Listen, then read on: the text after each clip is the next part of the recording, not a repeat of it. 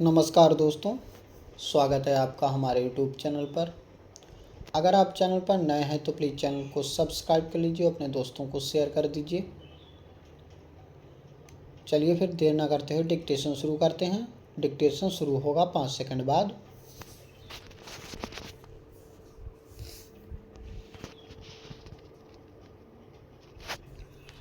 Start. अध्यक्ष जी, मध्य प्रदेश सरकार ने आदिवासी बालिकाओं की स्वास्थ्य की दृष्टि से योजना बनाई है कि जहाँ जहाँ उनके छात्रावास हैं उनका वहाँ स्वास्थ्य का परीक्षण होगा और वहीं उनका उपचार किया जाएगा। कई केंद्रों में शिशु सदन भी बने हैं, लेकिन वहाँ बच्चों के स्वास्थ्य का परीक्षण नहीं होता है। इसलिए जिस प्रकार मध्य प्रदेश सरकार ने यह कार्यक्रम अपने हाथ में लिया है, मैं चाहूँगी कि अपनी सरकार भी इस दृष्टि से सोचे। केवल अनुदान देने की बात ही नहीं होनी चाहिए, उनको अपने पैरों पर खड़ा करने की दृष्टि से योजना का निर्माण करना चाहिए।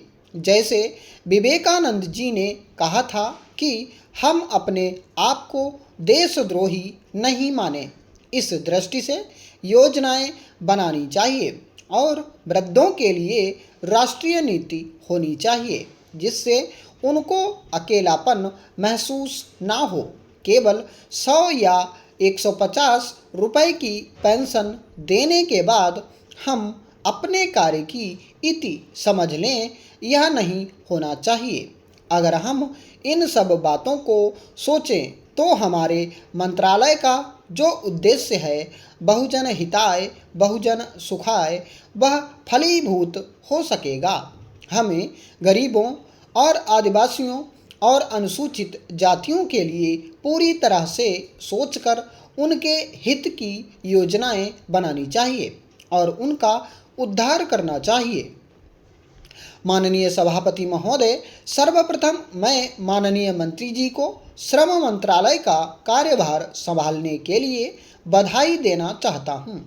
वे युवा हैं और अति परिश्रमी हैं। मैं आशा करता हूँ कि उनकी कार्यावधि के दौरान श्रमिकों का जीवन स्तर बेहतर होगा। भारत में दक्ष और अदक्ष दोनों प्रकार के श्रमिक बहुतायत में हैं। हम औद्योगिक दृष्टि से अति विकसित राष्ट्रों में से भी एक हैं। हमारा वैज्ञानिक और प्रौद्योगिक आधार बहुत ही सुदृढ़ है, लेकिन दुर्भाग्यवश इन समस्त उपलब्धियों के पीछे जो श्रम बल है, देश में निरंतर उनकी उपेक्षा की जा रही है। दिन प्रतिदिन उनके जीवन स्तर में गिरावट आती जा रही है। चाहे कोई वैज्ञानिक आत्महत्या करे अथवा किसी बंद मिल में मजदूर भूखा मरे, इससे सरकार द्वारा बरती जा रही उपेक्षा प्रमाणित होती है।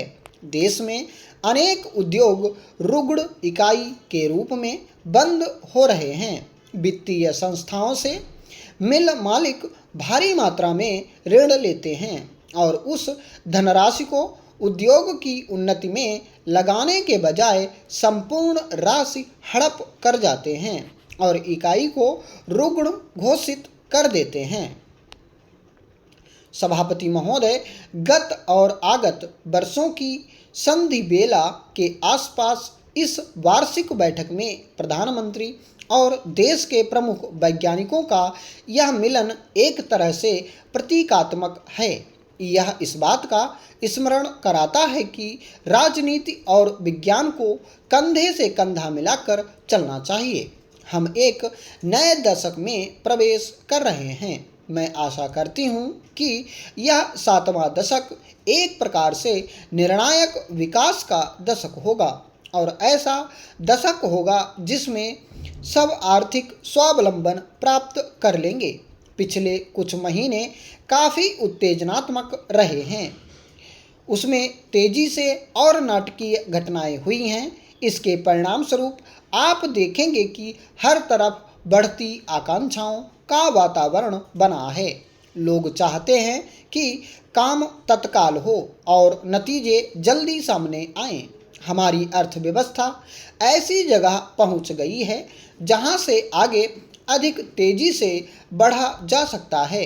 हाँ, कोई जादुई हल नहीं हो सकता, किंतु इसमें भी संदेह नहीं कि परिवर्तन की प्रक्रिया में तेजी हो सकती है और यह बहुत आवश्यक भी है।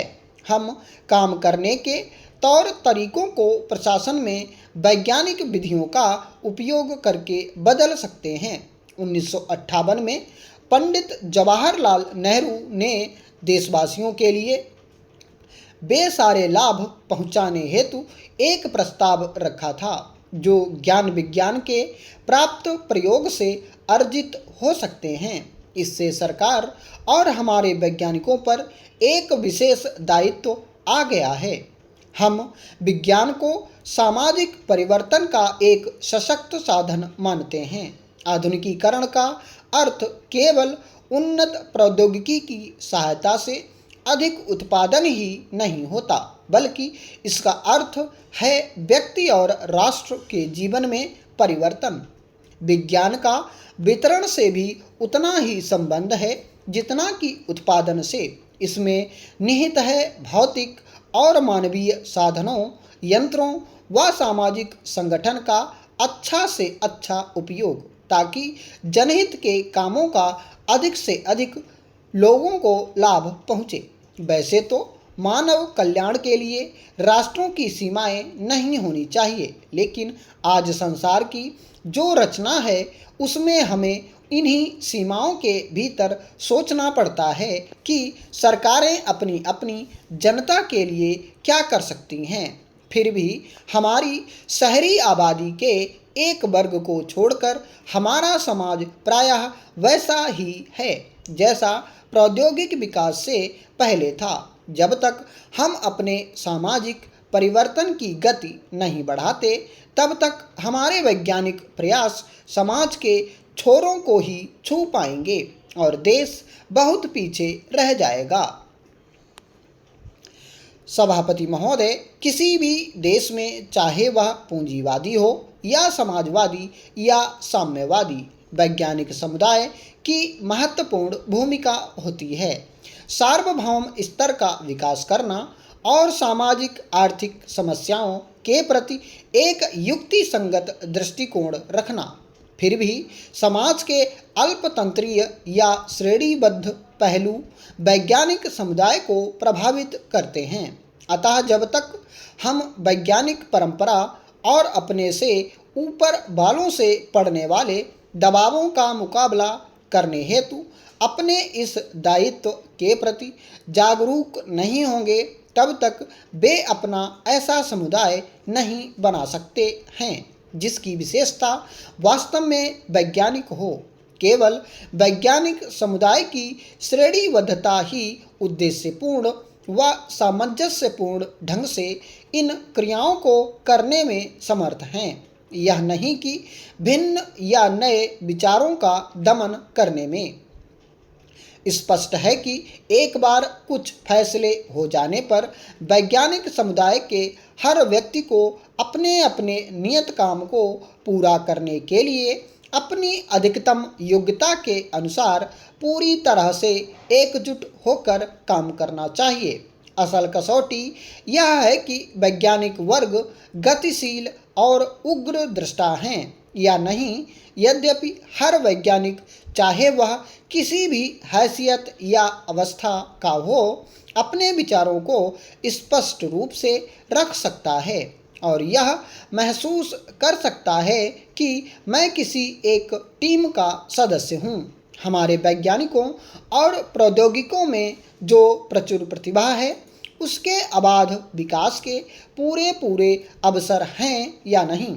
क्या वैज्ञानिक वर्ग आत्मालोचक हैं या वह नित नए ज्ञान को ग्रहण करने के लिए मानसिक रूप से तैयार हैं? जैसा कि हम देखते हैं, वैज्ञानिक किस प्रकार बड़े सहयोग और सौहार्द के साथ मिलकर काम करते हैं, इसका सबसे अच्छा उदाहरण चंद्रमा पर पहुंचने और मंगल व शुक्र की खोज की परियोजनाओं में मिलता है, जहां अनेक विषयों और शाखाओं के हजारों विशेषज्ञ कितनी स्वेच्छा और लगन से एक ही साध्य के लिए जुटे हुए हैं।